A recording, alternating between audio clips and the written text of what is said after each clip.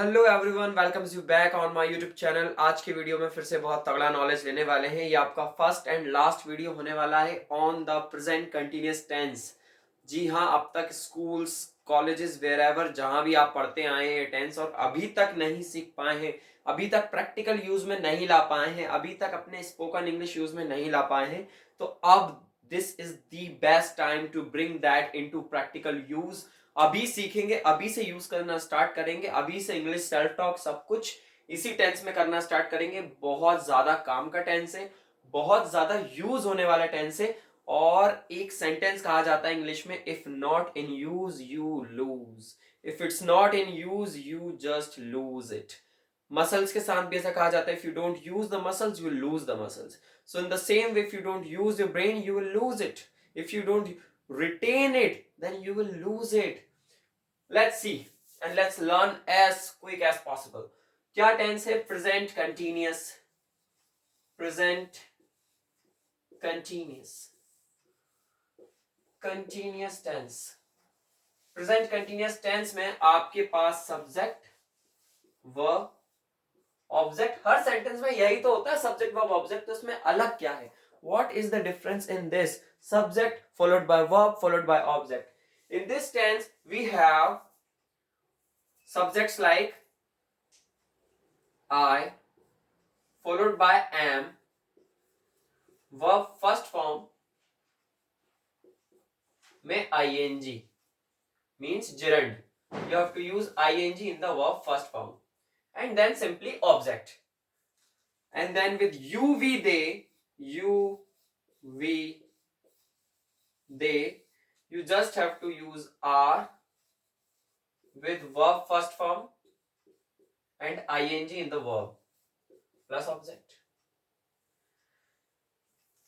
Now let's make some verbal sentences on it. Starting from here, I am. Verb जैसे आपने लिखा गो, तो आपको उसकी फर्स्ट फॉर्म में ing लगाना है.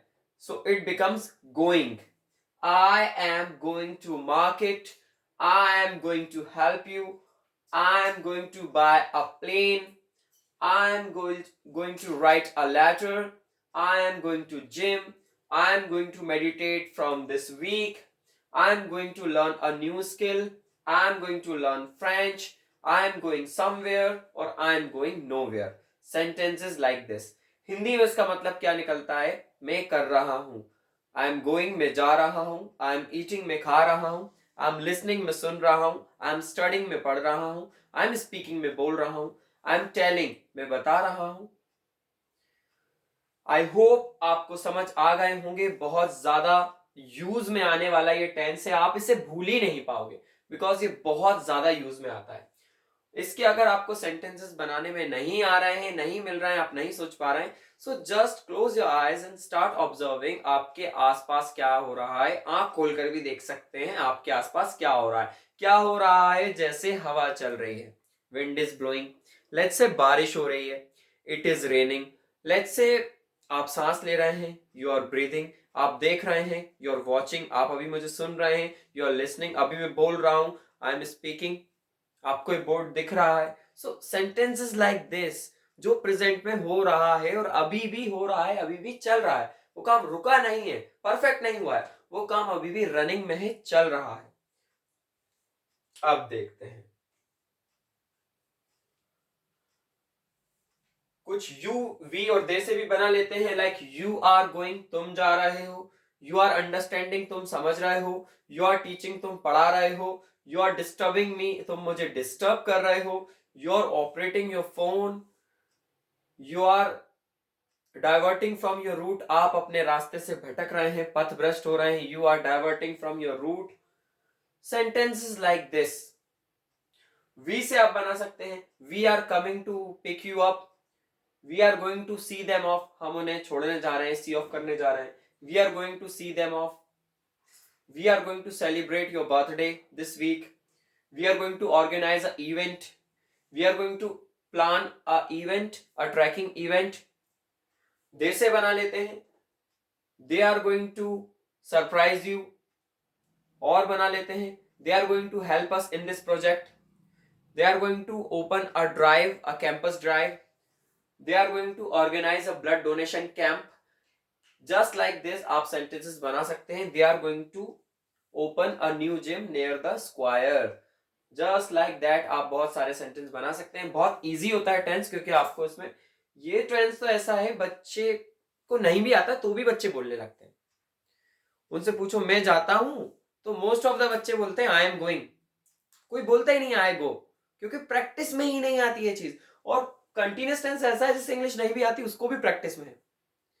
और ये बहुत से आप में से many of you, a lot of you must be relating from me that what I mean to say here. Okay, I hope the structure is clear. आपको समझ आ गया होगा। यही स्ट्रक्चर में मैं बता देता हूं नेगेटिव कैसे बनेगा। बहुत इजी है, आपको सिंपली एम के बाद नॉट लगा देना है, या फिर आपको हेल्पिंग वर्ब के बाद नॉट लगा देना है, आर के बाद नॉट। कुछ सेंटेंस बोल के लिख देते, I am not coming to take you, I am not interested, I am not going to visit you, I am not writing a letter, I am not coming in this birthday party, I am not opening a YouTube channel, I am not creating any content, I am not going for this bodybuilding competition. You से बना के देख लेते हैं। You are not listening to me, you are not coming with me, you are not helping me, आप मेरी मदद नहीं कर रहे हैं। You are not trying to understand, आप समझने की कोशिश नहीं कर रहे हैं। We से बना के देख लेते हैं।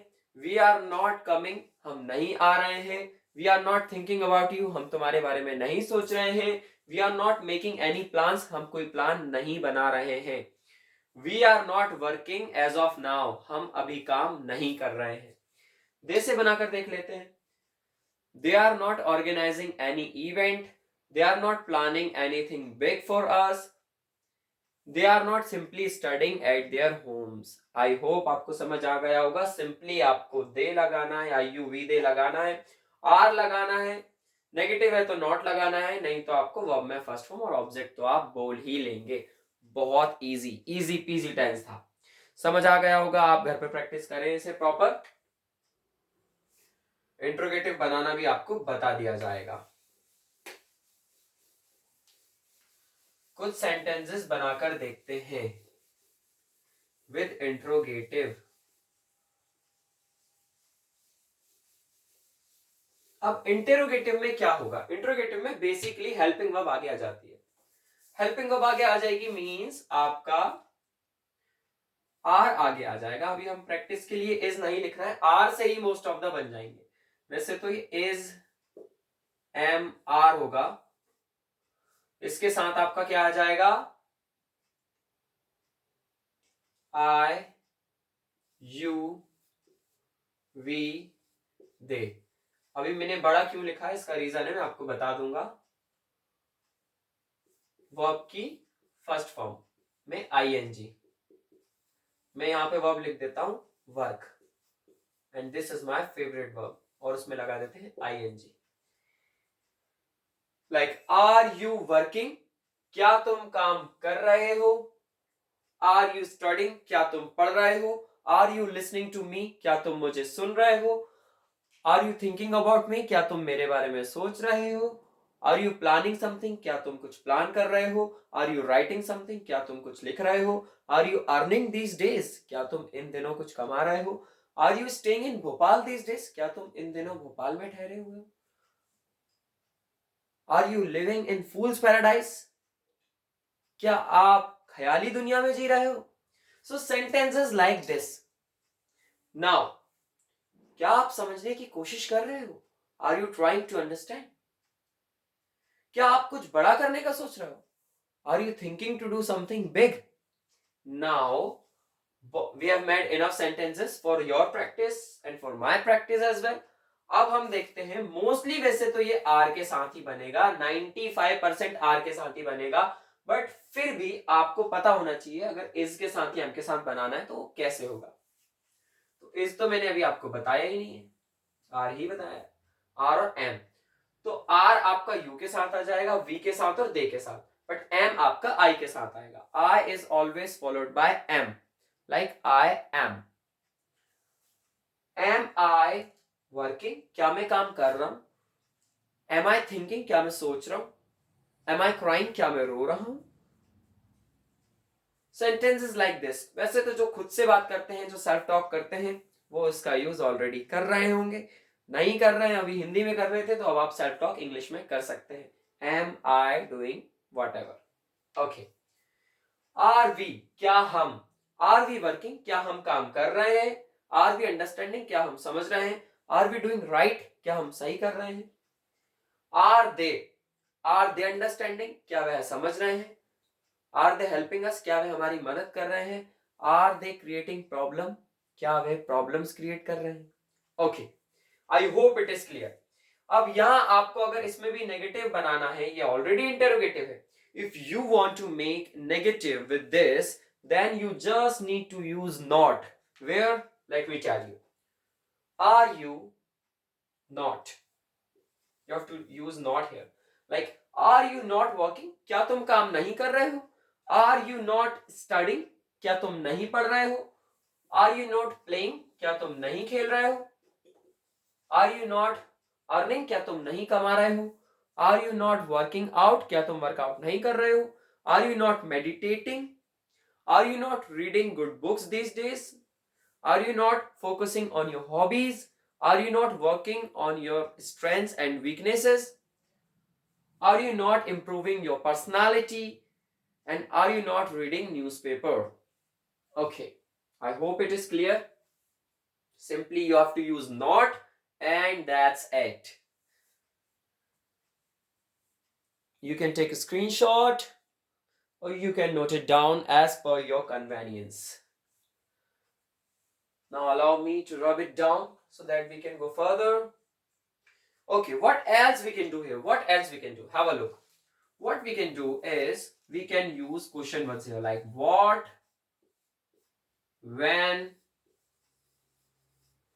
why, where, and how. Like, are you working? क्या आप काम कर रहे हैं? मैं बाकी चीजें फिलहाल मिटा देता हूं ताकि आपको कंफ्यूजन ना हो, आपने ऑलरेडी लिख लिया होगा।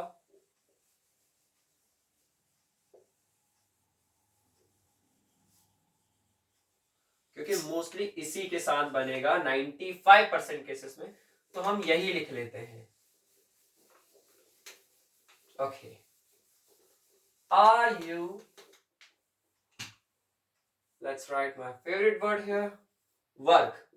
वर्क, काम करना, इट्स अ वर्ब, इसमें हमें आईएनजी लगाना है और इसकी फर्स्ट फॉर्म ही हमने यहां यूज की है। Are you working, are you working, क्या आप काम कर रहे हो? नाउ अब आपने लगा दिया what. What are you working, आप क्या काम कर रहे हो? वेयर आर यू वर्किंग, आप कहां काम कर रहे हो? वाई आर यू वर्किंग, आप क्यों काम कर रहे हो? वेन आर यू वर्किंग, आप कब काम कर रहे हो?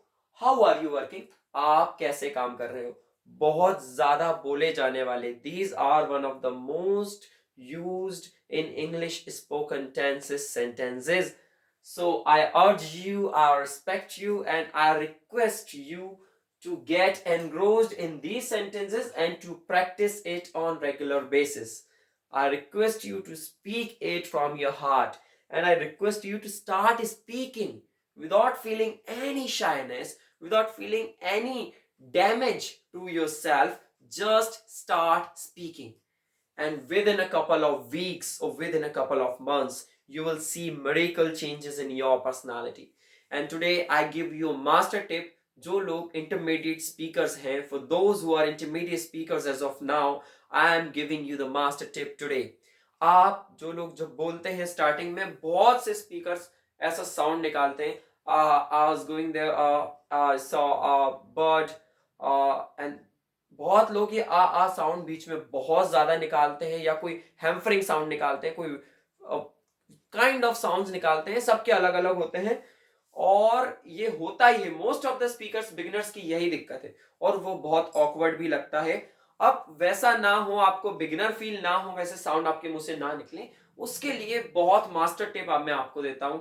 आप स्लो इंग्लिश बोलें, speak as slow as you can, because this will give your brain time to think that what you have to speak, how you have to arrange the sentence, and one more thing, that you don't have to analyze in mind that what am I speaking is right or wrong.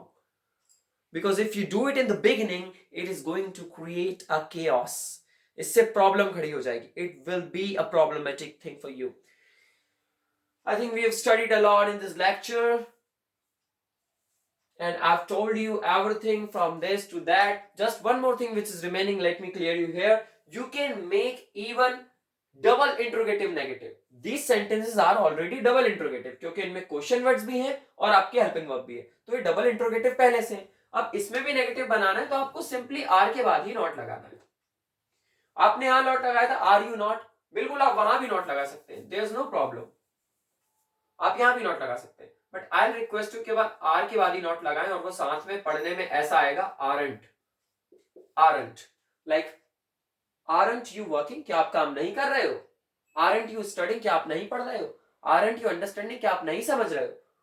अब तक तो क्या शुरू में आ रहा था, क्या आप नहीं कर रहे हो, या फिर क्या आप, वॉट एवर, शुरू में क्या आप आ रहा है तो आप आर से बना रहे हैं, are you are you are you. लेकिन जब ये क्या आप शुरू में ना आके कहीं बीच में आ जाए, आप क्या कर रहे हो, अब ये क्या शुरू में ना आके बाद में कहीं आया है, तब आपको व्हाट ही लगाना पड़ेगा, क्वेश्चन वर्ड्स पे आना पड़ेगा. Why, what are you working, आप क्या काम कर रहे हो. क्या आप है तो आप आर से ही बनाओगे, लेकिन अगर आप क्या कर रहे हो ये आपको बनाना है तो आपको व्हाट की हेल्प लेनी पड़ेगी. I hope it is clear, आपको टेंस पूरा समझ आ गया होगा. Now you can practice it. जब भी आप जो भी देखते हैं, सुनते हैं, बोलते हैं, चलते हुए गाने को भी आप अब इंग्लिश में ट्रांसलेट कर सकते हैं with the help of this sentence. I hope you like my video. If you like my efforts, so do like, share and subscribe with your loved ones, and keep learning, as English is a currency. It will help you greatly making money, as it's helping me these days. I'll catch you in the next video. Till then, bye bye, take care, stay fit, stay healthy, bye bye, keep smiling.